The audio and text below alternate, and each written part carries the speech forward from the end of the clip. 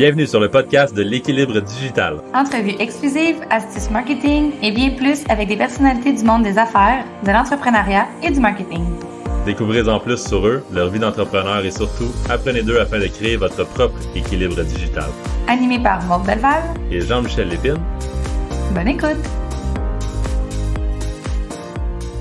Hey, bon matin tout le monde, ou bonjour, bonsoir, peu importe l'heure que vous nous écoutez. Moi, je suis du genre à dire bon matin, le monde. Oui, tout le temps, un petit bon matin, qu'il soit 4 heures de l'après-midi ou le soir. Parce que bon matin, c'est plus joyeux, c'est pour ça que ça se dit. Hey, bon matin, c'est pas bonjour. Bon matin. Ça met du soleil dans une journée. Yes.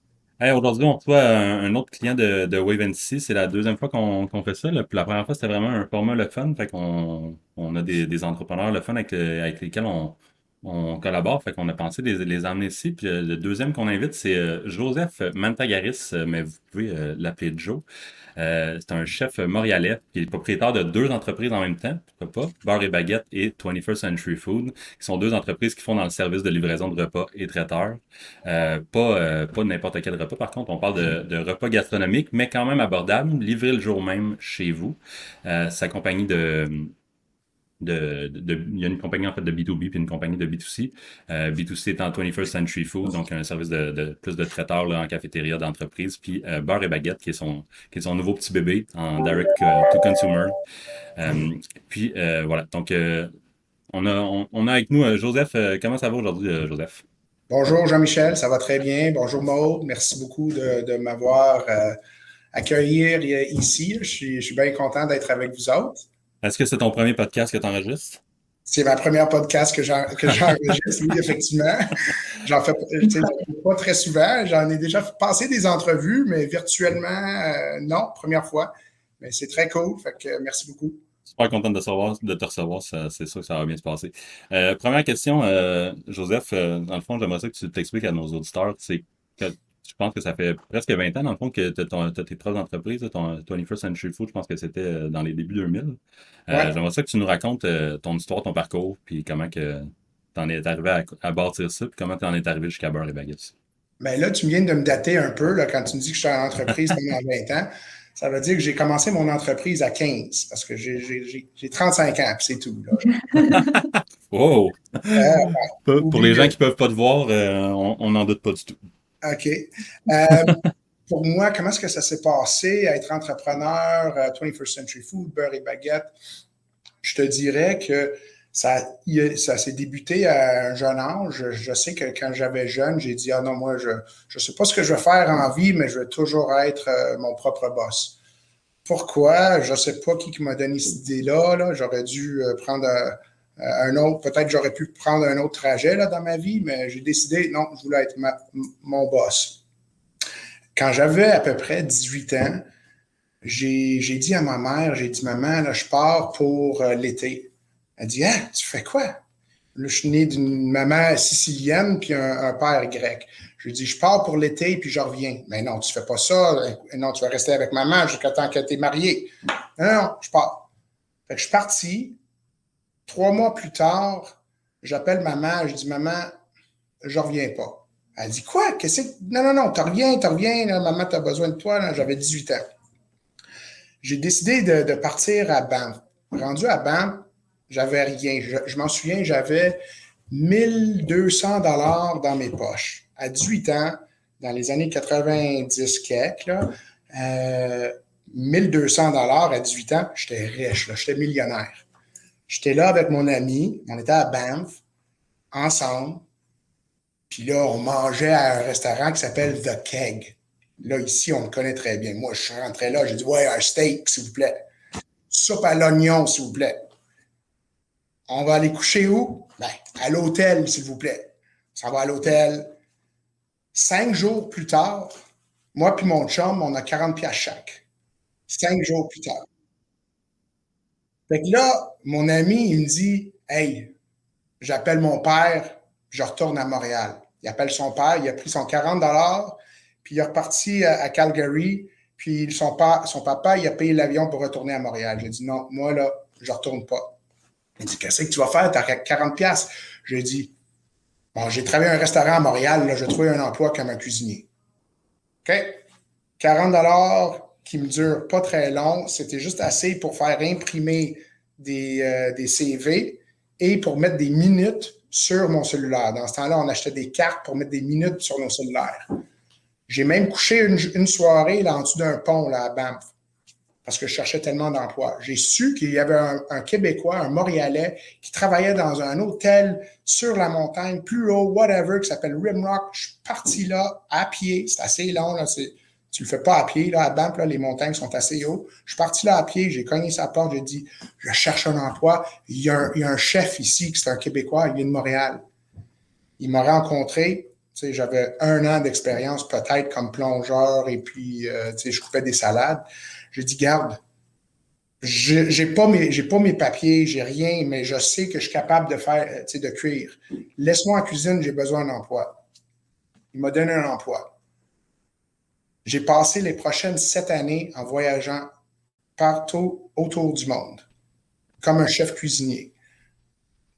Très souvent, j'avais les mêmes choses qui m'ont arrivé, pas capable de trouver un emploi, mais de un emploi à l'autre, là, j'ai vécu beaucoup d'expériences, j'ai commencé à comprendre un peu c'est quoi d'être un chef. Ça devait être une bonne école. Oui, c'est une très bonne école. Même en plein milieu de mon trajet de 2 ans, je me suis retourné à Montréal, puis j'ai passé 1 an et demi à l'ITHQ. Puis après que j'ai eu mon diplôme à l'ITHQ, je suis reparti pour continuer mes voyages. En tout cas, je vous compte tout ça parce que il y a une émission qui sort bientôt, là, le 16 juillet, si je ne me trompe pas, sur un chef très, très, très populaire qui s'appelle Anthony Bourdain. Anthony Bourdain, j'ai lu son livre Kitchen Confidential quand je voyageais. Il parlait, on était comme la même personne, sauf que je n'étais pas fameux là, comme lui. Là. Mais je lisais ce qu'il avait à dire, puis j'étais comme, wow, man, lui, là, j'aime bien comment il gérait son esprit de vie était là. Puis il y a un caption que j'ai vu, puis ça dit Be a traveler, not a tourist. Puis pourquoi que j'aime ça, c'est que le fait que j'ai voyagé partout au monde, le fait que j'ai décidé à 18 ans, puis j'avais cette détermination de ne pas retourner à Montréal, puis de rencontrer du monde que je ne connaissais pas. Je me forçais d'être dans d'autres cultures. J'apprenais un paquet de choses à propos de leur culture. Puis la nourriture, qu'est-ce que ça donne? Pour moi, ça rassemble le monde. Fait que c'était même plus facile d'être avec des personnes pendant qu'on mangeait, puis je m'engageais avec d'autres personnes. Puis tout ça à dire, c'est que c'est ça qui m'a vraiment fait de devenir un entrepreneur. Le fait que je pouvais me changer, me devenir un genre de caméléon quand que je devais être un chef, quand que je devrais être un vendeur, quand que je devrais être un comptable ou whatever, parce qu'un entrepreneur, je trouve, même spécialement là, au début, là, tu mets beaucoup de chapeaux. Et c'est ce que je trouve que peut-être, il y a des bons chefs, mais peut-être ne sont pas des bons restaurateurs. Et il y a une différence d'être quelqu'un qui sait comment couper des cheveux, mais peut-être ne devrait pas gérer une salon de coiffeuse. Mm-hmm. Et cette raison, je l'ai appris. Je l'ai appris en voyageant. Parce qu'en voyageant, je n'avais aucun choix. Sinon, je retourne avec ma mère sicilienne. Là. Donc, j'avais aucun choix. C'est pas parce que je voulais pas rester avec ma mère, c'est que, à un moment donné, là, je voulais voyager. Puis, j'étais dans ce beat-là. Et je trouve que quand je suis revenu à Montréal, pendant mes voyages, j'en ai fait des trucs. Mon dernier emploi pendant mes voyages, c'était sur un bateau privé pour un billionnaire. Je voyageais, fait que j'ai commencé en dessous d'un pont à Banff, puis j'ai terminé sur un bateau pour un millionnaire. Je voyageais dans des jets privés. J'avais un condo à Aspen. J'avais un condo à Columbus, Ohio. Puis sinon, j'étais dans les Caraïbes là, sur un bateau. C'est différent d'un bas de pont, j'en conviens. Ouais. Fait que quand je suis revenu à Montréal, j'ai dit, il y a quelque chose qui a cliqué là, à 25 ans, j'ai dit, ça me tente plus. j'en ai fait assez. Là, là, je veux commencer à bâtir quelque chose pour moi-même. J'ai démissionné au monsieur Billionnaire. Il capotait. Il disait, je comprends pas, là, t'as pas assez. J'ai dit, non, j'ai amplement assez. Là, je suis bien content, mais tu sais, je vis dans ton ombre. Tu sais, peut-être j'ai pas l'ombre que, tu sais, je veux pas caster l'ombre que tu as, là, mais quand même, j'ai mon propre ombre. Tu sais, puis je voudrais pas vivre dans le sien. Puis c'est vrai, là, tu sais, j'avais un peu de tout, là. Il m'a même donné un American Express noir, tu sais, que je pouvais, pour aller acheter mes tomates puis mes whatever, là, mes commissions. J'aurais pu acheter Place Ville-Marie avec, là, il n'y a pas de limite là-dessus. Mais, pas de demi-mesure. Des tomates ou acheter Ville-Marie au complet. Tu sais, un des deux. Là, je me dis, non, ça va être une salade dans ce soir, t'es chanceux. Fait que là, je suis retourné à Montréal, puis j'ai dit, avant de retourner, j'ai dit, je retourne-tu à Montréal ou je retourne à Sydney, en Australie? J'étais en Australie pendant quelques années aussi.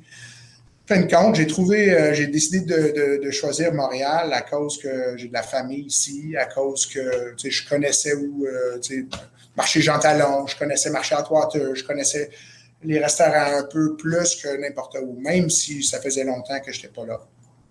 Fait que quand je suis retourné à Montréal, j'ai commencé 21st Century Food, ce qui est un service de livraison de plats à domicile. Dans ce temps-là, j'étais le premier personne au Québec, même peut-être au Canada, de commencer un genre de service de livraison de plats préparés. Avant ça, il n'y avait que des pizzas, des sous-marins, puis whatever. Fait que l'idée d'avoir un écran, un souris, puis un plat préparé, gourmet, livré chez toi, totalement nouveau. Là. Il n'y a personne qui faisait ça, c'est sûr. J'ai passé, ils disent, c'est l'innovateur d'aujourd'hui, le radical d'aujourd'hui, c'est l'innovateur de demain.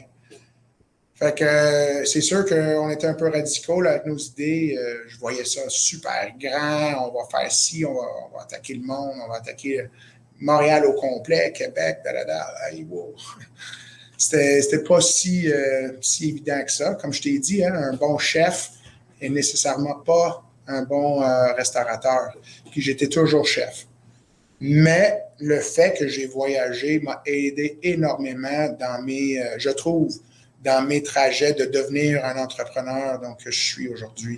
Probablement dans le fait de vivre l'adversité. Tu sais, on parle de l'histoire de Banff, oui, mais j'imagine que dans les autres pays aussi, ça a dû être pas tout le temps une partie de plaisir. Là. Si tu arrivais là et tu connais personne, faut que tu vives dans l'adversité. Tu apprends à te connaître, tu apprends à connaître la vie. Fait que c'est sûr que ça t'aide comme entrepreneur éventuellement. Pas juste ça. Des fois, tu arrives et tu ne parles pas la langue non plus. Tu arrives en Allemagne, je ne parle pas l'allemand, moi. Il fallait que je m'adapte, il fallait que j'apprends. J'arrive en Amérique du Sud, je ne parle pas un mot d'espagnol. C'est un peu plus facile parce que ça ressemble à français. Puis j'ai appris le français. Vous autres, là, même, je te dirais, peut-être, j'aurais moins de misère à apprendre l'espagnol que peut-être un francophone parce qu'il fallait que j'apprenne le français. Tu sais, les règles de verbe puis de conjugaison, vous autres, là, tu connais ça. Moi, non, il fallait que je mémorise tout ça. Là. Tu sais, c'est pas quelque chose qui est dans moi. Fait que quand j'ai vu les mêmes règles en espagnol, j'ai dit, c'est comme en 5e année, là. Je m'en souviens de ça. Là. OK, c'est beau. Donc, de là, de 21st Century Food, on a commencé avec un service de livraison de plats à domicile qui était super. J'étais plus l'achalandage, elle venait du marché anglophone. C'est là que j'ai visé, là, puis j'avais des spokespersons pour moi qui travaillaient bien sur la radio. Puis là aussi, ça, c'est dans le temps du radio. Il n'y a personne qui investit dans le radio aujourd'hui. Mais non, on a le web aujourd'hui. Fait que, mais moi, il n'y avait pas de web dans ce temps-là. Fait que c'était juste du radio. Et ce qui s'est passé, de bouche à l'oreille, ça s'est grandi un peu plus. Là, le monde nous disait, « Hey, tu voudrais-tu livrer à mon bureau? » J'ai dit, ouais, caméléon, là, je mets un autre chapeau. Ben oui, on est capable de faire ça, absolument. Et comment? Je ne sais pas. Je décroche le téléphone. Oh, comment qu'on va faire ça? Là? Il veut qu'on livre à son bureau. Il pense que j'avais quoi, 27 ans là, à ce temps-là? 27, 28 ans. Je sortais les soirs. J'étais toujours un homme de 25, 27 ans, là, mais j'avais une business qui grandissait. Et là, ils disent en passant, on n'est pas nécessairement content avec notre service de cafétéria. Serais-tu intéressé de gérer notre cafétéria? Oui, absolument. C'est la réponse. Oui, l'entrepreneur, oui, absolument. Puis, durant ce temps-là, j'ai vu que le monde commençait à comprendre c'était quoi le concept des plats livrés à domicile. Et durant ce temps-là, j'ai vu un paquet de nouveautés qui sont venues sur le marché et qui ont pigé sur des clients qu'on avait. Pas parce qu'il y avait quelque chose contre nous, mais plutôt parce que c'est de la variété, puis je comprends. Fait que de plus en plus, notre marché est devenu dilué. De plus en plus, j'ai mis notre focus sur le marché corporatif. De là, on a gagné notre premier contrat de cafétéria et j'ai commencé à catcher un peu. Je voyais, tu te présentes à un certain rendez-vous qui s'appelle un RFP. Je ne sais pas le mot là, en français, là, mais un RFP que tout le monde se présente. Là. C'est quoi, sais-tu, c'est quoi un RFP? Non. Non? Request for Proposal. Fait qu'il lance ça à tout le monde, puis Un appel d'offres, mettons. Un appel d'offres, exact. Puis on écrit nos réponses, puis on le soumet dans une enveloppe scellée, puis supposément, personne n'en parle. Il n'y a pas d'autres téléphones, personne t'appelle, en tout cas. Fait que j'ai reçu, on a reçu notre premier contrat de cafétéria, puis là, j'ai commencé à catcher, j'ai vu, man. Là, j'ai été voir un autre RFP, je me suis été invité, je vois les mêmes personnes. Je vais voir un autre, je vois les mêmes personnes. Là, je dis, my God, hey, il y a 4 joueurs. Y a-tu vraiment 4 joueurs dans toute l'industrie de cafétéria? Ça se peut-tu? Oui, quasiment. Oui, il y a des petits, là, mais c'est tous des groupes, c'est tous des multinationales. Ils ont le contrat pas de Pfizer, mais ils ont le contrat de Pfizer Amérique du Nord. Fait que j'ai dit, hey, je crois qu'il y a un marché ici. Je comprends pas que monsieur, madame qui rentre au bureau, qui passe à Starbucks, il va chercher un latte macchiato avec lait en amande puis sans lactose. Puis là, il rentre à son cafétéria en cravate puis il fait X 1000 $ par année puis il dit oui, manicotti congelé avec sauce tomate en cacane. Oui, c'est ça que je veux. Ouais. Je m'en venais pas que le monde mangeait n'importe quoi à leur cafétéria parce que c'était mon cafétéria. C'était, c'est acceptable parce que c'est un cafétéria. Puis ces multinationales sortaient, ils faisaient beaucoup d'argent. Puis j'ai dit, hey, peut-être si on offre du saumon grillé avec du quinoa puis de l'avocat par-dessus, penses-tu que le monde va aimer ça? Sûrement. Tu sais, le gars, il a pris un Starbucks avec du crème fouettée là, tantôt. Là, c'est sûr qu'il ne veut pas du manicotti. C'est pas le même chef. Hein? Chef Joseph versus chef Boyardi. Boyardi. Mais ce qui était cool, c'est qu'on a vu, puis là, j'ai dit à ma femme, puis en passant, j'aurais dû mentionner ça dès le début, j'ai commencé ça avec ma blonde. Puis là, elle est ma femme. Puis on était en appartement, puis là, on est en maison avec enfants. Fait que c'est une belle histoire. Je suis très chanceux d'avoir elle à côté de moi. Et là, j'ai dit à ma femme, j'ai dit, ma blonde dans ce temps-là, ou peut-être était ma femme, je m'en souviens plus. On devrait mettre un peu d'énergie là-dessus, là, les cafétérias. Fait que là, on s'est mis là-dedans. On a été comme poussé là par 21st Century Food pour livrer des plats là-bas. Puis là, c'était les cafétérias. On a développé un service de traiteur pour nos cafétérias. On a développé un service de café pour notre cafétéria. Puis là, par la suite, on a développé un service de vending, de distribution automatique. Fait que là, on a un genre, aujourd'hui, je vous dirais que 21st Century Food a comme un genre de A à Z, un service alimentaire d'entreprise A à Z, et la pandémie nous frappe. Puis là, la pandémie, je m'en souviens, le 13 mars, à vendredi, j'ai resté jusqu'à minuit ici avec ma femme, puis on appelait chaque employé. On avait plus que 50 employés, puis on appelait chaque employé pour lui dire tu ne reviens pas lundi, tout est fermé. Puis on voyait ça comme on ne touchait plus à notre B2B, notre B2C, la livraison à domicile, pas bien, bien. On avait un focus, je te dirais, à 95% sur notre corpo, puis il nous restait notre 5%.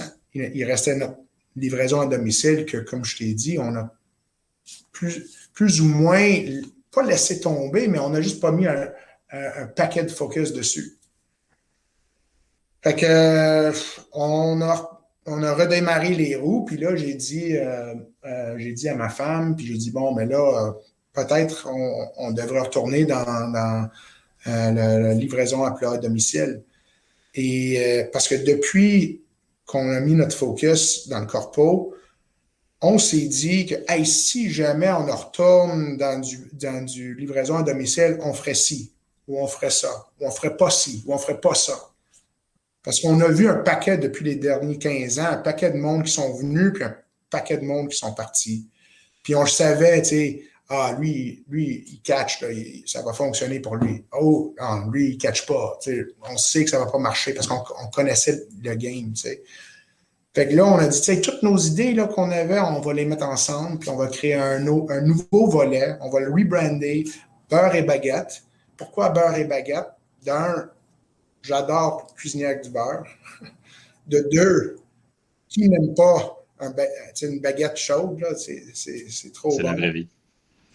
De trois, c'est un bel accompagnement de n'importe quel repas. Puis c'est tout, ça s'est sorti comme ça. Fait que beurre et baguette est devenu, était une vision, mais est devenu réel, là, je te dirais, ça fait à peu près quoi, 4-5 mois, là, Jean-Michel, tu étais avec nous depuis le début. Yes, on a commencé à parler de ça en février à peu près, fait que ça a dû prendre œuvre quelque part en avril. Puis c'est ça, on a décidé de se lancer là-dedans, mais de le faire comme il faut. Et ça prenait un certain investissement, qu'une chance qu'on avait les reins un peu plus solides à cause de notre B2B de 21st Century Food. Et on a investi comme il faut, puis on a développé un nouveau site web, puis on a engagé du beau monde autour de nous. Puis Jean-Michel, tu le sais, là, j'ai une expression qui dit j'engage pas des personnes intelligentes pour que j'y dise quoi faire. Tu sais, je crois que je t'ai dit ça dès le début, puis c'est comme quelque chose que je dis à beaucoup de personnes. Là. C'est toi le pro, là, moi je te suis, moi je te paye, c'est tout, là, mais je te truste. Je sais que c'est pas le fun. Je sais que c'est pas le fun de se faire voler, mais cette expression-là, je te l'ai volée un peu. Ah, OK, good. Ben, utilise-la. Parce que c'est vrai, il faut penser comme ça, parce que chacun a ses propres forces, évidemment. Et fait que on s'est lancé beurre et baguette, c'est super, on est bien content. On s'est lancé sur le marché avec Wave & See. Vous avez fait un écœurant job pour nous, c'est sûr. On était très contents. Nous sommes très contents avec les résultats qu'on a. Dans du digital, je ne touche plus aux radios dans ce temps-ci. J'ai fait une fois un genre de publication, tu sais, des door hangers, une accroche-porte que j'ai envoyée. Je suis retourné très vite là, à du digital. Ouais. Je trouve ça intéressant, Joseph, de te connaître ça, parce que c'est des choses qu'on ne savait pas de toi, ton histoire en général, puis c'est vraiment, vraiment inspirant. Fait que merci de partager ça avec nous aujourd'hui. Puis moi, j'aimerais ça savoir un peu la différence. Tu sais, là, tu parlais de 21st, donc le côté justement B2B, puis là, tu es revenu un peu au B2C, puis là, j'imagine que ça va peut-être revenir au B2B aussi, puis vous allez un peu naviguer entre les deux. C'est quoi les plus grosses ou la plus grosse différence que tu as remarquée entre les deux, entre B2B et B2C? Bon, le B2B, c'est très, très, très personnel. Un instant. Non, je ne devrais pas dire ça parce que le B2C est aussi personnel. Mais différemment. Mais différemment, ouais. Je te dirais, les différences entre le B2B et le B2C, c'est plutôt que dans le B2B, j'ai typiquement un contrat signé et c'est comme on est en partenariat maintenant. Dans le B2C, donc la livraison à domicile, il y a un peu moins il n'y a aucun contrat avec nous, évidemment, mais le monde peut faire ce qu'ils veulent. Fait que je ne suis pas nécessairement, je les ai pas à chaque semaine. Ils ne sont pas là avec moi à chaque semaine, peu importe. Étant donné que dans le B2B, c'est un peu plus safe, parce qu'ils sont là à chaque semaine. Ça ne veut pas dire qu'ils commandent à chaque semaine, mais ils sont là, j'ai un contrat signé avec eux. Mais le B2C, au client, c'est que c'est excitant. Il y a toujours quelque chose, il y a toujours un nouveau... Il y a beaucoup plus de nouveaux clients et c'est toujours nouveau pour quelqu'un. Étant donné que quand c'est B2B, ça devient un peu plus du rituel. Évidemment, on essaie de changer un peu, mais pour retourner la différence, puis c'était plus, j'ai dit, personnel. Aujourd'hui, depuis COVID, puis depuis tout, là, tout le monde veut savoir, là, tu vas sur notre site, là, il veut savoir our story, notre histoire. C'est qui Joe? Qu'est-ce qu'il a fait dans sa vie? J'avais anciennement, personne ne veut savoir de mes histoires, personne ne veut savoir de ce que j'ai fait, mais non, c'est pas vrai. Tout le monde veut savoir à qui ils donnent l'argent, à qui ils s'engagent, avec qui ils font affaire avec. Et dans le B2B, c'est la même chose. C'est la même chose. C'est plus, je veux faire affaire avec 21st Century Food. La grosse compagnie qu'on n'est pas, là, c'est pas un multinational, là, ils veulent plus ça. Ils veulent savoir que quand ils appellent Joe ou Kelly ou Nicole ou peu importe, ils vont répondre et ils nous connaissent. Fait que même eux veulent du personnel. Tout le monde cherche ça à cette heure. C'est vraiment juste pas le même genre de personnel, mais les deux, ça l'est, mais sur sur ça que mon a dit là, c'est personnel, mais dans des différents sens complètement. Autre niveau. Ouais. Le consommateur veut se faire parler, puis si on veut avoir une communication, mais c'est plus one way qu'il va nous répondre. Il va juste avoir son opinion après, en parler à ses amis, tout ça, mais on n'aura pas de relation en one-on-one tant que ça, dépendamment de la nature de l'industrie, c'est sûr. Là. Mais en B2C, c'est vraiment faut être là. Tu bâtis des relations. Tu parlais un petit peu d'acquisition de fidélisation, un petit peu par la bande, Joseph. Je sais parce que je suis impliqué dans ton mandat, qu'on a un 4.9 étoiles sur 5 sur Google en avis, qui est pas mal largement meilleur que les autres. Puis je pense que ça vient du fait que tu as quand même des hauts standards. Là. C'est important pour toi de parler à tes clients, d'avoir une bonne offre, c'est ça, d'être là. Je suis curieux juste d'avoir ton opinion là-dessus, Joseph. C'est quoi l'importance pour toi d'avoir des hauts standards dans une industrie qui est vraiment ultra compétitive? Là, on pourrait nommer des compétiteurs, il manquerait de doigts. Là. C'est très important. Je commencerai avec très, très, très important. Il faut comprendre que avec la bouffe, je m'en vais me faire couper les cheveux. C'est horrible. Il fait une job, là, puis c'est comme, aïe, il y a une chance que j'ai pas de rendez-vous à soir ou je m'en vais pas à un mariage. Qu'est-ce que je fais? Merci beaucoup, puis j'y donne un pourboire. Puis je retourne 30 jours plus tard. Dans le bouffe? Non. C'est pas comme ça du tout, là. Il y a tellement de compétition, puis c'est quelqu'un qui, il mange. Il ingeste. Fait que c'est très, très, très personnel. Et avoir des autres standards, c'est super important. Effectivement, on est très chanceux qu'on a un 4.9, nos avis sur Google.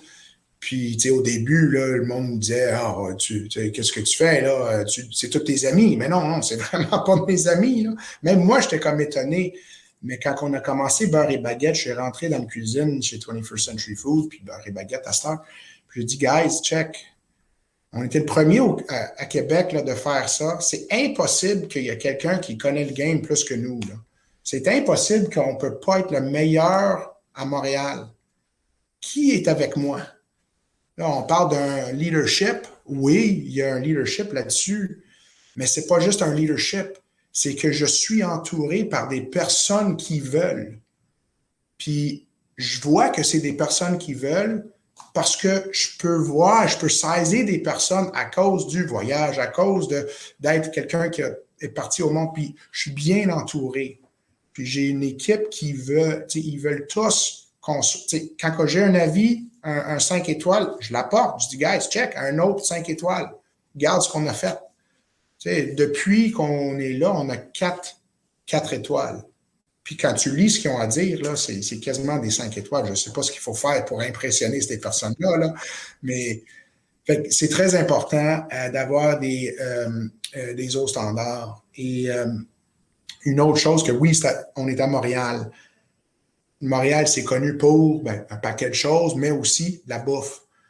Et j'ai un genre de mentor ou un genre de, pas quelqu'un que je connais, je l'ai vu des fois j'ai été lui voir là, dans son show. Il s'appelle Anthony Robbins, sûrement tu le connais. Pourquoi est-ce que j'aime Anthony Robbins? Parce que j'ai essayé Oprah, puis j'ai essayé toutes les autres qui me disent de rester calme, puis de penser, puis de le wisher, puis ça va venir à toi. Mais je suis pas capable, c'est pas dans moi. Mais Anthony Robbins, wow, tu sais, il me donne tellement d'énergie tout le temps. Puis qu'est-ce qu'il dit? Il dit, gère ta business si à chaque jour, quelqu'un est en train de te le voler. Puis c'est pas parce que j'ai peur que je regarde en arrière de moi puis je dis, hey, il va-tu le voler? Non, je fais pas ça, mais je vise en avant et juste en avant. Puis qu'est-ce que j'apporte avec moi? C'est mes employés et tous mes clients. Parce que je veux qu'on soit une grosse famille ensemble, puis on s'en va en avant. Et fait que des standards, si on prend des pas en arrière, c'est à cause qu'on a manqué quelque chose. On a fait quelque chose, puis on a oublié quelque chose. Puis c'est quand que je prends ce pas en arrière qu'un compétiteur, on va dire, prend un pas en avant et prend ce client-là de moi. Donc, des hauts standards, c'est très, très, très important. Tout à fait. Merci, Joseph. On va passer tout de suite à la dernière question parce qu'il y en a plusieurs que tu avais répondu et aussi, je pense que ça fait déjà plusieurs minutes. Je ne sais pas exactement ça fait combien de temps. On essaie de garder ça 30 minutes. C'est tout le temps difficile parce qu'on aime ça parler avec les gens qui viennent sur le podcast. Mais bref, si on parle de l'univers numérique, comment tu arrives à garder l'équilibre? C'est quoi tes trucs? L'univers numérique, je te dirais honnêtement, c'est pas un plug, là, mais c'est d'être entouré par Wave & See. Je fais pas ça comme un plug, mais je suis un chef. Je suis un chef. Oui, je comprends un peu. Je comprends les chiffres. Je comprends pas le tout que c'est que vous faites en arrière de tout ça. Je comprends le vidéo, qu'est-ce qui catch ou pas, mais c'est d'être bien entouré, puis on l'est là, avec Wave & See. Puis je fais pas ça pour un plug, tout le monde, là, sérieusement. C'est que ça a bien été, ça va bien. Fait que c'est comme ça que je le gère, en le déléguer à vous autres. Si on parle d'un, merci. En partant, merci. C'était pas prévu c'était pas dans le script, ça, Joseph. Non, mais merci. Dans le il n'y a pas de script, je parle d'auditeurs, mais bref, d'un, ça, merci pour le commentaire. C'est sûr que ça fait plaisir. Mais plus, j'aimerais ça te poser la même question, mais sur un plan personnel, mettons, tu sais, avec le fait que tu as 1 milliard de notifications tout le temps, là, avec la job aussi, les courriels, comment est-ce que tu trouves que tu as besoin d'un équilibre là-dessus? T'arrives-tu à décrocher? Y a-tu des choses que tu fais ou Oui, je fais l'hiver, je fais de la planche à neige avec la famille. Laurentide? Ouais. Mes jeunes enfants de 6 ans et de 8 ans maintenant font de la planche à neige avec papa et maman. Fait que ça, c'est cool. Tu sais, je m'en vais au gym, je m'entraîne. Fait que je laisse ma journée au gym. Je trouve que c'est la meilleure chose à faire. Puis c'est ça. Ouais, c'est ça. That's it. Hey, c'était vraiment, vraiment le fun. Ça passait vraiment vite, ce podcast-là. J'aimerais ça finir sur un petit truc. Tu as dit tantôt, on est chanceux là, d'avoir des bons avis et tout ça. Je pense que dans la vie, on crée notre propre chance. Puis je pense que tu crées ta chance à toi. Je pense pas que c'est de la chance d'avoir des bons avis comme ça puis d'avoir un bon début comme ça. Fait que félicitations Merci. là-dessus. Puis merci d'avoir été là. C'était super le fun. Où est-ce qu'on peut te suivre, Joseph? Est-ce qu'on suit Beurre et Baguette sur Wave and See LinkedIn? Oui, Beurre et Baguette sur Instagram, Beurre et Baguette sur Facebook. Vous pouvez visiter beurreetbaguette.com ainsi que 21st Century Food dans les trois places. Excellent. Hey, merci beaucoup. C'était vraiment un plaisir. Puis Merci. on s'en parle bientôt. Merci à vous autres. Bonne journée. Hey, l'épisode d'aujourd'hui est terminé. Un gros merci d'avoir écouté. Si vous avez apprécié, n'hésitez pas à nous suivre sur votre plateforme de podcast préférée ou directement sur les réseaux sociaux.